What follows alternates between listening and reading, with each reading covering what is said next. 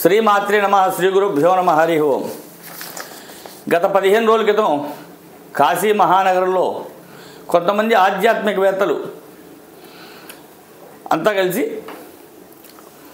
కొద్దిమంది స్వామీజీలు అందరూ కలిసి తీసుకున్నటువంటి కొన్ని నిర్ణయాలు ఇవాళ సమాజంలో ఉన్నటువంటి హిందూ సమాజానికి వ్యతిరేకంగా నడుస్తున్నటువంటి పనులు వీటన్నిటి మీద కూడా నిర్ణయాలు తీసుకోవడం జరిగింది. ఇందులో ప్రముఖంగా కొద్దిమంది ఆధ్యాత్మికవేత్తలంతా కలిసి మీడియా సమావేశం కూడా నిర్వహించడం జరిగింది. ఆ మీడియా సమావేశంలో నిర్వహించినటువంటి వాళ్ళు ప్రముఖులు ఎవరెవరు ఉన్నారు అనేది తెలుసుకుని తర్వాత వాళ్ళు చేసినటువంటి నిర్ణయాల గురించి ఆలోచిద్దాం. ఒకటి, శ్రీ మహంత్ రవీంద్రపురి మహారాజ్ అధ్యక్షులు అఖిల భారతీయ అఖాడా పరిషత్. 2, జగద్గురు శ్రీ అవిచల్ దేవాచార్య మహారాజ్జీ అధ్యక్షులు అఖిల భారతీయ సంత్ సమితి. 3, జితేంద్రానంద సరస్వతి స్వామీజీ కార్యదర్శి అఖిల భారతీయ సంత్ సమితి. శ్రీ అలోక్ కుమార్జీ అంతర్జాతీయ కార్యాధ్యక్షులు విశ్వ హిందూ పరిషత్. 5, శ్రీ గోవింద శర్మాజీ సంఘటనా కార్యదర్శి గంగా మహాసభ. 6, శ్రీ రామనారాయణ ద్వివేది కార్యదర్శి శ్రీ కాశీ విద్వత్ మహాసభ. వీళ్ళంతా కలిసి తీసుకున్న నిర్ణయాలన్నీ కలిసి ఈ హిందూ మహాసభ తీసుకున్న నిర్ణయాలన్నీ కలిసి ఈ పత్రికాముఖంగా వీళ్ళు అనౌన్స్ చేయడం జరిగింది. అందులో వాళ్ళు ఏమేమి నిర్ణయాలు తీసుకున్నారంటే కనుక ఈరోజు చూసినట్టయితే భారతదేశంలో రాజ్యాంగంలో ఆర్టికల్ 30ని మార్చాలని, దాని ప్రకారం మైనారిటీ విద్యా సంస్థల్లోని తమ మతానికి సంబంధించిన అంశాలను బోధించుకోవచ్చు. కానీ హిందూ సంస్థలు నడిపే ప్రభుత్వాలు నడిపే విద్యా సంస్థల్లో హిందూ ధర్మానికి సంబంధించిన పాఠ్యాంశాన్ని బోధించడానికి వీలు లేదు. ఈ విషయంలో అందరికీ సమానమైన హక్కులు ఉండాలి. హిందూ ధర్మం సంస్కృతి సాంప్రదాయాలకు సంబంధించిన విద్యా సంస్థలను నడుపుకునే వీలు కలిగించి ప్రభుత్వం వారికి సకల సదుపాయాలు కలిగించాలి. 2, 1995 వక్ఫ్ బోర్డు చట్టాన్ని రద్దు చేయాలి. వక్ఫ్ బోర్డు అక్రమంగా ఆక్రమించుకుని ఈ భూములు ఆస్తులు మావి అని తిష్ట వేసుకుని ఉన్న భూములను స్వంతదారులకు అప్పచెప్పాలి. వక్ఫ్ బోర్డు దేవాలయ భూములను ఆక్రమించుకుని ఇవి మావి అని అనధికారికంగా చలాయిస్తుంది. అనధికారికంగా ఆక్రమించుకుని అధికారం చలాయిస్తుంది. ఈ భూములను తిరిగి మఠ మందిర దేవాలయాలకు అప్పచెప్పాలి. ఈ భూములన్నీ కూడా వాస్తవంగా ఆశ్రమాలవి, దేవాలయాలవి, సత్రాలకు సంబంధించినటువంటి భూములు.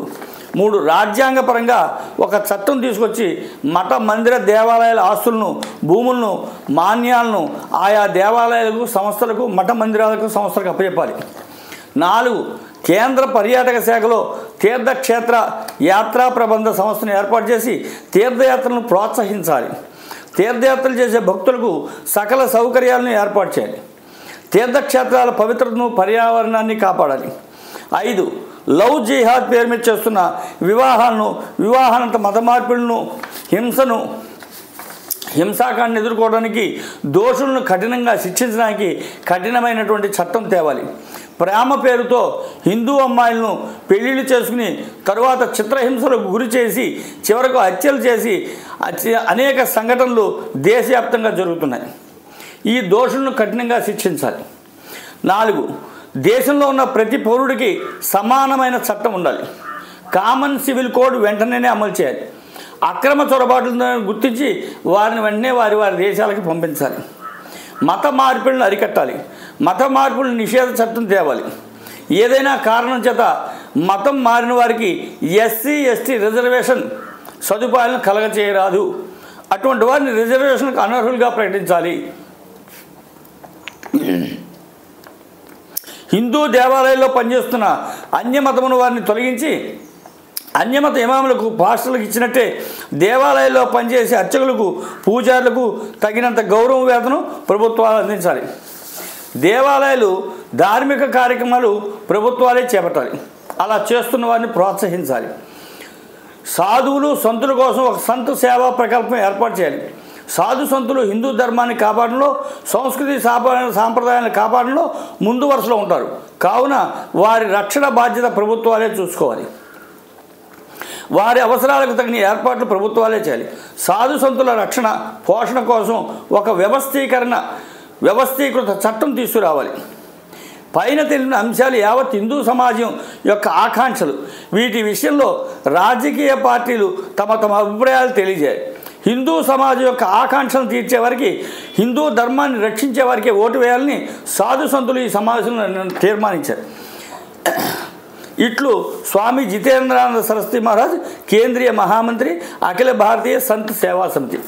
అయితే వీళ్ళంతా కూడా ఇప్పుడు ఈ మీటింగ్ పెట్టడం గల కారణం ఏంటి, 2024 సారస్వతిక ఎన్నికల్లో హిందూ ధర్మాన్ని ఎవరైతే కాపాడతారో, హిందూ ధర్మానికి ఎవరైతే రక్షణగా ఉంటారో, హిందూ దేవాలయాలు, మఠ మందిరాలు, ఆశ్రమాలు ఎవరైతే రక్షణ ఇస్తారో వాళ్ళకి మాత్రమే ఓటు వేయండి, హిందూ ధర్మాన్ని కాపాడండి అని చెప్పి వాళ్ళంతా కూడా ముందుకు వచ్చి ఇవ్వడమైంది.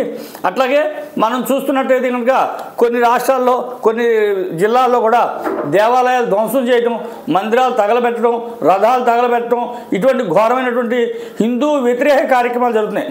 కాబట్టి వీటినన్నింటినీ కూడా అరికట్టడం కోసం సాధు సంతులంతా కూడా ఏకమై ముందుకు వచ్చి ఈ చట్టాలు చేయాలి అని చెప్పి, ఎవరైతే ఈ చట్టాలు చేయగలుగుతారంటే హిందూ ధర్మం కలిగినటువంటి, హిందూ ధర్మం పట్ల భక్తి కలిగినటువంటి వాళ్ళు మాత్రమే కేంద్రంలో ఉన్నట్టయితే కనుక ఈ చట్టాలు చేయగలుగుతారని చెప్పి ఆకాంక్షిస్తూ వాళ్ళంతా కూడా యావత్ హిందూ సమాజానికి కూడా ఇవాళ వాళ్ళు హిందూ ధర్మాన్ని ఎవరైతే కాపాడతారో, హిందూ మఠ మందిరాలను ఎవరైతే కాపాడతారో, హిందూ ఆశ్రమాలను ఎవరైతే కాపాడతారో, హిందూ దేవాలయాలను ఎవరైతే కాపాడతారో, హిందూ సంస్కృతి సాంప్రదాయాలను ఎవరైతే రక్షిస్తారో వాళ్ళకు మాత్రమే ఓటు వేయండి అని చెప్పి ఏకగ్రీవంగా భారతదేశంలో ఉన్నటువంటి సాధు సంతులంతా కూడా ఏకగ్రీవంగా తీర్మానం చేయడం జరిగింది. కావుట యావత్ హిందూ సమాజం కూడా మేల్కొని చైతన్యవంతమై రాబోయేటటువంటి 24 సారస్వతి ఎన్నికల్లో హిందూ సమాజానికి రక్షణగా నిలిచేటటువంటి వాళ్ళకి ఓటు వేసి గద్దెనెక్కిస్తేనే హిందూ సమాజానికి మనుగడ కలుగుతుంది. లేని పక్షంలో చిన్న ఉదాహరణ ఎట్లా ఉంటుందంటే, రాజ్యాంగంలో ఆర్టికల్ 30 ఇది ఏం తెలియజేస్తుందంటే, మైనార్టీలు వాళ్ళ సంస్థల్లో వాళ్ళ మత గ్రంథాల గురించి బోధించవచ్చు. సేమ్ టైం హిందూ గ్రంథాల గురించి కానీ, హిందూ మందిరాల గురించి, హిందూ సంస్కృతి సాంప్రదాయాల గురించి హిందూ పాఠశాలలో, ప్రభుత్వ పాఠశాలలో, హిందూ సంస్థల్లో బోధించరాదని చెప్పి ఈ ఆర్టికల్ 30 కాంగ్రెస్ ప్రభుత్వం చేయడం జరిగింది. కాబట్టి యావత్తు హిందూ సమాజం కూడా మేల్కొని ఇటువంటి దుష్కార్యాలను నిర్మూలిస్తూ హిందూ సమాజానికి రక్షణ గోడవలే నిర్వహించినటువంటి అవసరం ఉంది. కుల మత అతీతంగా హిందూ సమాజాన్ని రక్షణ చేయవలసినటువంటి అవసరం ఉందని చెప్పి తెలియజేస్తూ ఈ ముఖ్యంగా అందరికీ కూడా ధన్యవాదాలు చేస్తూ ఈ వీడియోని 10 మంది పంపించండి, లైక్ చేయండి, షేర్ చేయండి. 10 మందికి ముఖ్యంగా ఈ విషయం తెలియజేయాలి. హరి ఓం తత్సత్. సర్వే జనా సుఖినో భవంతు.